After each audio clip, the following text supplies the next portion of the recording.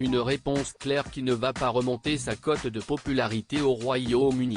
Attendu en Europe dans quelques jours pour les Invictus Games, qui se dérouleront comme l'année dernière à Düsseldorf, le prince Harry avait laissé planer le doute sur la présence de Meghan Markle à ses côtés.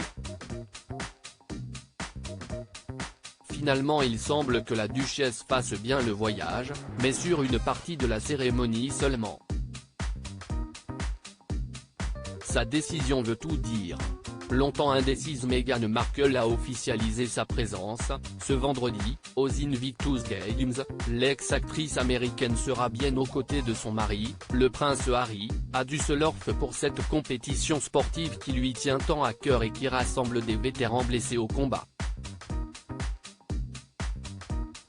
Mais pas pour toute la compétition. En effet, la cérémonie d'ouverture se tiendra le 9 septembre et la duchesse arrivera le 11 aux côtés de son époux, qui restera ensuite jusqu'au 19 pour la cérémonie de clôture. Un retard qui peut bien sûr être attribué à leurs deux enfants, Archie, 4 ans, et Lilibet, 2 ans, qui devraient rester en Californie sous bonne garde. Mais qui est en réalité dû à une étape du voyage du prince Harry à laquelle Meghan Markle refuse visiblement de participer, un hommage, le 8 septembre, à la reine Elisabeth II pour le premier anniversaire de sa mort. Présente l'année dernière pour les obsèques, Meghan Markle n'a plus remis un pied au Royaume-Uni depuis, zappant le couronnement de Charles III puis les procès de son mari contre la presse britannique.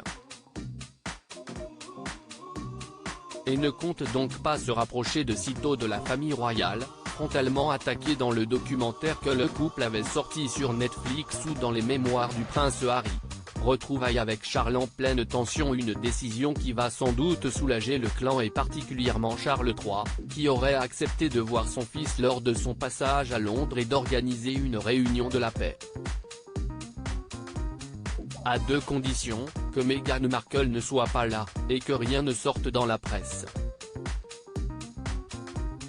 Et si le deuxième critère n'est pas certain, le premier semble être réalisable. Le couple, en tout cas, fera là sa première apparition ensemble depuis plusieurs mois. On ne les avait plus vus officiellement tous les deux depuis mai, en effet, après une cérémonie à New York qui avait fini par une course-poursuite avec les paparazzi.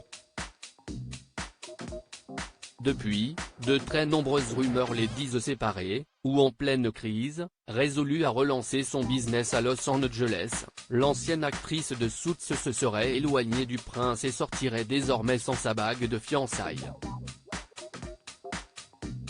Si tout cela était vrai, nul doute que le prince Harry pourra aller chercher des conseils auprès de son père dans quelques jours.